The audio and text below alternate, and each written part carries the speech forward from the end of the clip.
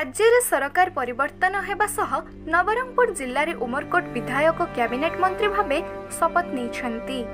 एथिसह जिल्ला रे 3 बीजेपी विधायक विजयी होइछन्ति। अन्यपटे कैबिनेट मंत्री पद हासिल परे प्रथम थर पई नवरंगपुर विधायक गौरीशंकर माझी सह निज जिल्ला नवरंगपुर को गस्त करिछन्ति उमरकोट विधायक नित्यानंद गण। नवरंगपुर सहर उपकंठरे थिबा इंद्रावती नदी निकटरे मंत्री नित्यानंद गण और नवरंगपुर विधायक गौरीशंकर माझी पहुंचबा परे बीजेपी कर्मी तरफर व्यापक स्वागत संबर्धना प्रदान करा जायथिला। प्रथम थर पई जिल्लार जणे बीजेपी विधायक मंत्री पद हासिल करिथिबारु बीजेपी कर्मी मध्य उत्साह देखा देइथिला। चाउरियागुड़ा स्थित बीजेपी कार्यालय रे सेमानंकु संबर्धना प्रदान करा जायथिला। एहा परे नवनिर्वाचित नवरंगपुर विधायक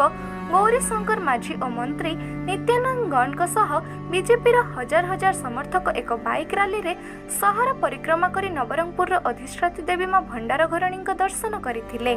एही अवसर रे विभिन्न संगठन तरफरु फूलतोड़ा दे स्वागत करा जायथिला। एहा परे स्थानीय सर्किट हाउस ठारे जिला प्रशासन जिला स्तरीय अधिकारी सहित आलोचना करथिले एवं सरकारी योजनार सठिक कार्यकारिता नहीं तागिद करने सहित बिना कौनसी दुर्नीति रे सरकारी योजना सठिक हिताधिकारी निकट में पहुंचाइबा पई निर्देश देइथिले। एहा परे अनुष्ठित सांबादिक सम्मेलन रे जिल्ला रे अटकी जाइथिबा राज्य सरकार सहभागिता रे अनुष्ठित रेल प्रकल्प इथानल प्रकल्प भली बहु महत्वाकांक्षी प्रकल्पर शीघ्र कार्यकारिता करने नहीं निज आभिमुख्य स्पष्ट करने सहित विगत दिन में जिलार विभिन्न सरकारी योजना रे होइथिबा दुर्नीतिर तदंत करी दोषी विरोध में कार्यानुष्ठान चेतावनी देइथिले एवं वर्तमान नवरंगपुर जिल्ला रे रेल जल और कल जेपरि सुरुखुरे अणा जाय पारिबो ताहा उपरे आलोकपात करथिले।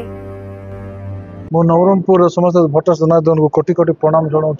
विपुल भोट मत विजय कराई और लोकंर जो आशा थिला 25 वर्ष भीतर सरकार लोक अच्छी बोलिक जानी पार नथिले किंतु शपथ नेला दिन ठू आपण तार 6 घंटा पर देखि पारुथुवे जहाँ घोषणा पत्र लिखाई आरंभ हो गला भारतीय जनता पार्टी लोक कौन करेंगे भारतीय जनता पार्टी जानी। आज प्रथम दिन में प्रशासन को डाकी प्रशासन समस्त अधिकारी को कहुई जो जो जिनस 10 वर्ष पूर्वर बीजेपी एठी माननीय मोदी जी देइथिला नवरंगपुर कथा कहतु रेल कथा कहतु जल कथा कहतु कल इथानल कथा कहतु बाईपास कथा कहतु सबू जिनस आज खाता पत्र देखिकी आरंभ करने प्रोसेस कहुई आ निश्चय प्रशासन जानी गत दिन रे प्रतिनिधि कथा चालू नतुला अधिकारी कथा चलुला आज ओडिशा रे एवं नवरंगपुर रे प्रतिनिधि कथा आ भोटर्स जनार्दन कथा चलो आउ केन्द्र जहाँ दौरान ये निश्चय से योजना कार्यकारी हम आ लोक सुहला भाई कम सब हम निश्चय समस्या ये आमको गोटे कैबिनेट मंत्री थिबा कारण जो जो समस्या ये अच्छी ये प्रशासन पाखे जदि नहेले आम विधानसभा उठेबू विधानसभा नहेले आम सरकार पाखे नबू नहेले केन्द्र पाखे नबू आ निश्चय सफल हम सब काम प्रथम प्राथमिकता देकी प्रथम करने चेष्टा करी पानी गत सरकार मध्य टंका देइचंदी आ से जो टंका वर्ष वर्ष धरिक पड़गड़ रही सेटा निश्चय काम आरंभ हो।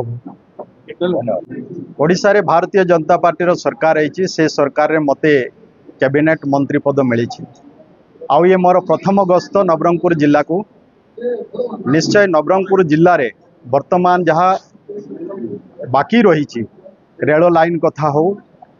उमरकोटे इथेनॉल प्लांट रो कथा हो कि उमरकोटे ब्लड बैंक कथा हो आमर बाईपास रोड उमरकोट को सब डिविजन कथा एमती नवरंगपुर जिले में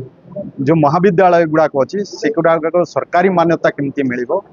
ये सबुपाई आम जत्नवान अच्छु लोक आमको आशीर्वाद करिसेंती लोक किछि आम ठारू आशा करिसेंती तेणु आम निश्चय उत्तरदायी अच्छु सेतिपाई ये सब काम को आम आगामी दिन रे करबार अछि सेतिपाई आम निश्चय आम प्रयास करूछु। वर्तमान आम कथबार्ता आलोचना आरंभ होईछि रेल जल कल जो अच्छी नवरंगपुर जिले में भी शिल्प विहीन जिला होना रही आगामी दिन में शिल्प केमती नवरंगपुर जिले में प्रतिष्ठा एथपाई भी जत्नवान अच्छु ये कार्यक्रम को त्वरान्वित करने आम प्रयास कर। धन्यवाद। यही वीडियोटी आपण मानकु भल लागथिले लाइक शेयर कमेंट सब्सक्राइब करंतु।